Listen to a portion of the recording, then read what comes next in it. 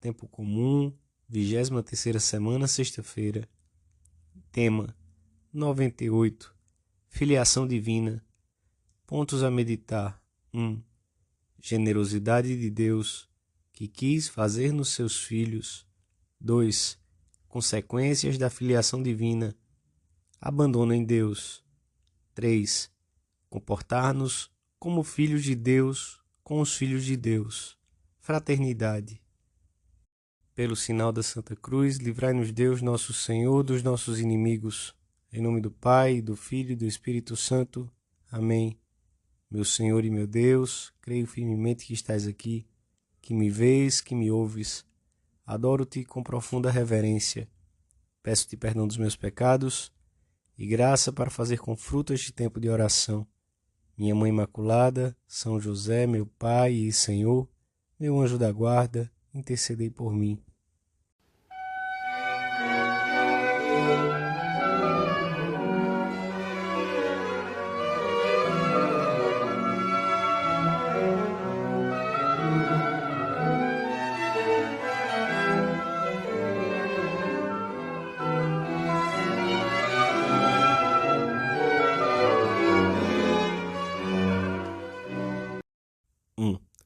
São Paulo escreve a Timóteo e, abrindo-lhe o coração, conta-lhe como o Senhor confiou nele e o fez apóstolo, apesar de ter sido blasfemo e perseguidor dos cristãos. A graça de nosso Senhor, diz-lhe, superabundou em mim, dando-me a fé e a caridade em Cristo Jesus. Cada um de nós pode afirmar também que Deus derramou sobre ele a sua graça abundantemente. Deus criou-nos e quis dar-nos depois gratuitamente a maior dignidade que se possa imaginar, a de sermos seus filhos, da sua própria família. A filiação divina natural dá-se em Deus Filho, Jesus Cristo, Filho unigênito do Pai, nascido do Pai antes de todos os séculos, gerado, não criado, consubstancial ao Pai. Mas Deus quis, por meio de uma nova criação, fazer-nos participar da filiação do unigênito, tornando-nos seus filhos adotivos. Vede que amor nos mostrou o Pai em querer que sejamos chamados filhos de Deus, e que o sejamos efetivamente. Quis que o cristão recebesse a graça, de modo a participar da natureza divina. De São Pedro, numa das suas epístolas. A vida que os filhos recebem por meio da geração humana já não é dos pais. Pelo contrário, o que se dá aos homens pela graça santificante é a própria vida de Deus, sem que com isso se destrua nem se force a nossa natureza humana. Somos admitidos na intimidade da Santíssima Trindade. Toda a vida é afetada pela filiação divina, o nosso ser e a nossa atuação. Isto tem múltiplas consequências práticas. Assim, por exemplo, a nossa oração será a de um filho pequeno que se dirige ao seu pai, pois descobrimos que Deus, além de ser o Ser Supremo, Criador e Todo-Poderoso, é verdadeiramente Pai amoroso de cada um de nós. E a vida interior já não é uma luta solitária contra os defeitos, nem uma corrida ofegante em busca do autoaperfeiçoamento, mas desejo vivo de dar alegrias ao nosso Pai Deus, de quem nos sabemos muito queridos, e abandono confiante nos seus braços fortes. Esta realidade dá à nossa vida uma especial firmeza e um modo peculiar de enfrentar tudo o que ela traz consigo. Descansa na filiação divina. Deus é um Pai, o teu Pai, cheio de ternura, de infinito amor. Chama-lhe Pai muitas vezes e diz-lhe a sós que o amas muitíssimo, que sentes o orgulho e a força de ser seu filho. 2. Fazer-se filho de Deus significa identificar-se com o Filho, isto é, Significa ver os acontecimentos e julgá-los com os olhos do filho. Obedecer como o filho que se fez obediente até a morte. Amar e perdoar como ele. Comportar-se sempre como os filhos que se sabem na presença de seu Pai Deus e se sentem confiantes e serenos, compreendidos, perdoados, estimulados sempre a seguir adiante. Quem se sabe filho de Deus não deve ter nenhum temor na sua vida. Deus conhece melhor do que nós as nossas necessidades reais.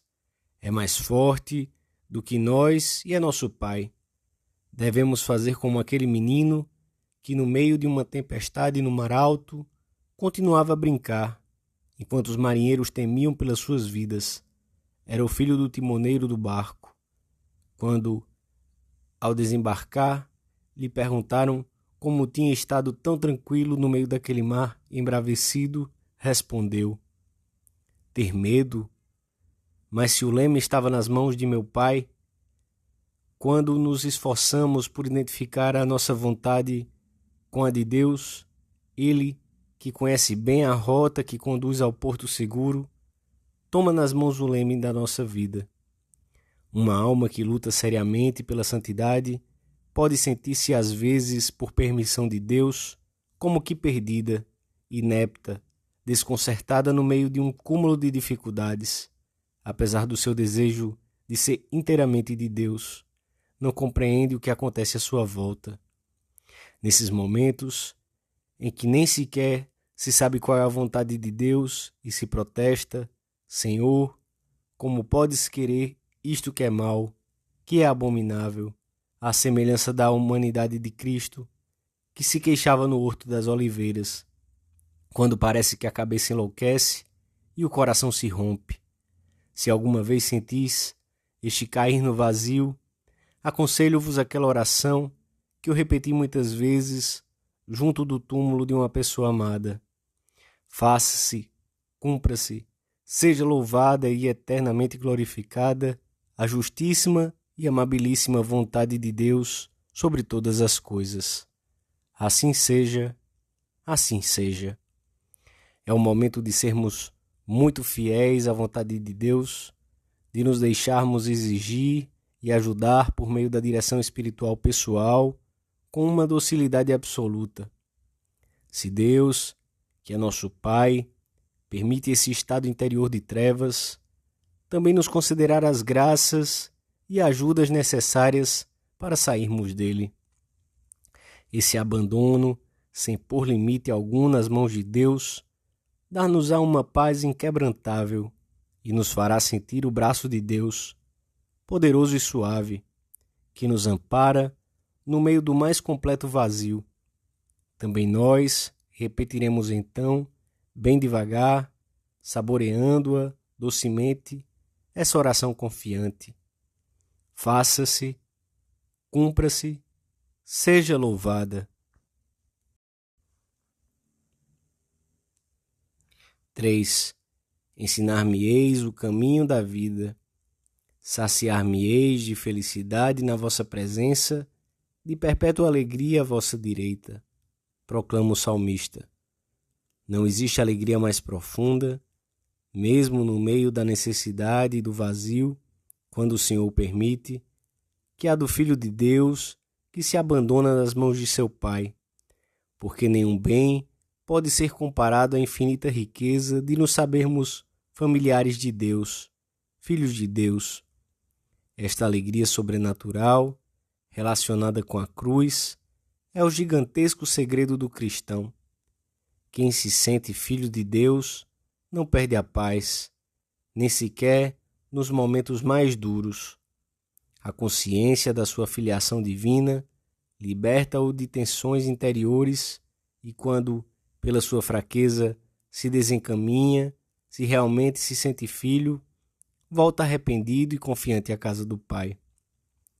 A filiação divina é também fundamento da fraternidade cristã, que está muito por cima do vínculo de solidariedade que une os homens entre si. Os cristãos sentem-se verdadeiramente irmãos, porque são filhos do único Pai, que quis estabelecer conosco o vínculo sobrenatural da caridade. No Evangelho da Missa, o Senhor pede-nos um olhar puro para vermos os nossos irmãos. Porque vês a palha no olho do teu irmão e não notas a trave no teu? Tira primeiro a trave do teu olho e então cuidarás de tirar a palha do olho do teu irmão.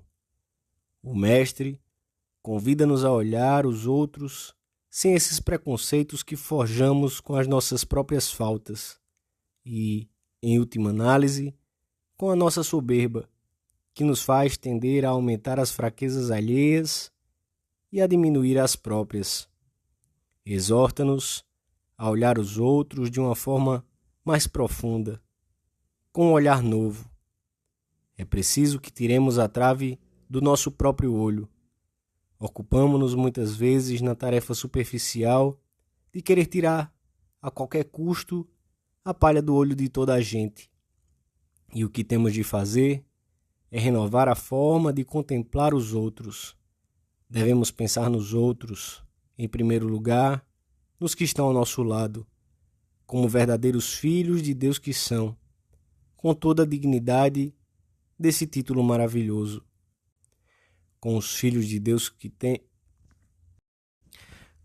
de Deus temos que nos comportar como filhos de Deus.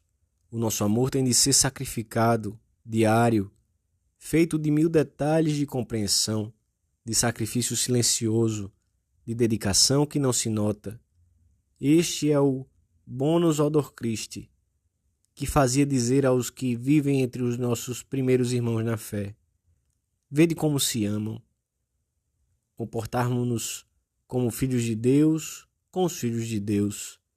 Ver as pessoas como Cristo as via, com amor e compreensão, tanto os que estão perto de nós, como os que parece que se afastam, pois a fraternidade estende-se a todos os homens, porque todos são filhos de Deus, criaturas dele, e todos foram chamados também à intimidade da casa do Pai. Seguindo este caminho amplo da filiação divina, passaremos pela vida com serenidade e paz, fazendo o bem, como Jesus Cristo, o modelo que devemos olhar continuamente, de quem devemos aprender a ser filhos de Deus Pai. Se recorrermos a Santa Maria, Mãe de Deus e Nossa Mãe, ela nos ensinará a abandonar-nos no Senhor como filhos pequenos que não se podem valer a si próprios. Dou-te graças, meu Deus, pelos bons propósitos, afetos e inspirações que me comunicaste nesta meditação. Peço-te ajuda para os pôr em prática. Minha Mãe Imaculada, São José, meu Pai e Senhor, meu anjo da guarda, intercedei por mim.